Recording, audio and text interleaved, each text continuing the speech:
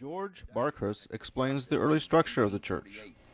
The original church was a square building without this entryway, the vestibule, built onto it. Todd, as I understand, going to show you a picture later on of the structure upstairs in the attic. The church was built by some carpenter who we don't know, but whoever it was he was an extreme craftsman. The structure in the attic is built like 3 big trusses, or maybe there's 4 big trusses, but they are built that the truss supports the center part of the beam that goes across, the level beam that goes across. These are constructed so that the pieces that go across and lay level, and then the pieces that come down this way are a sawtooth construction. They've got a sawtooth construction on this level piece, and the piece coming down here has a sawtooth construction in it, and when they sit so that they cannot slip out away from off of one another.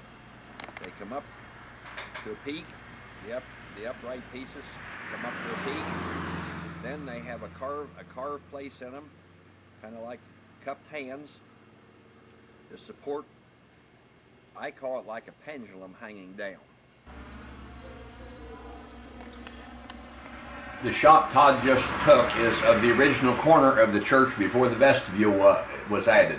Hey, now from hearsay, I understand this was a United Brethren, and the men came in at this door, and the ladies, and they sat on that side of the church. The ladies came in this door, and they sat on this side of the church. When we came here and started church, I guess Ray and I kind of broke that tradition, because they were in that church at that time, this 1947, and we came in and sat together. But we didn't realize it, that we were breaking a tradition. But then after that, everybody kind of gradually, except the older people who had been coming all the years before, they never did that. And you said you had separate Sunday schools too? The men were back in that corner, the women were over here, and then we had the little ones right up front, and the young people were up in the choir loft. We even had a choir. Opal North was the organist for the pianist for many, many years. And here are some photographs taken before the 1927 renovation of the church. And if you look below the doors there, you'll see some stone steps. Those stones in this photograph and depicted in the painting of the original church, those 2 stones for the 2 doors still sit in front of our church today, in front of the main entrance in our church. Mary Ruth and Faith Grin grew up in this church, and they have many fond memories, including how some people traveled to this very church. When there was a deep snow, people walked long distance to the church. I can remember looking out our windows at home, and there were a number of men who would walk from Beery Road across the hills to get to church. I can still see them with their gumboots because the snow was so deep, coming over the top of the hill just beyond what is now the Naheiser home. It was then the Harsh home. We did have programs. I will say this, that we always had a Children's Day program.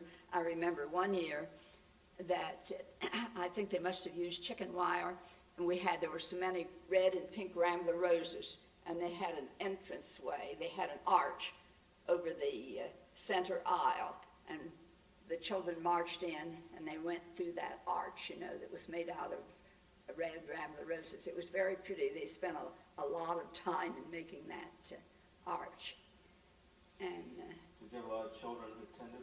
we had more children attending, yes. As they grew, when they grew up, they left, of course.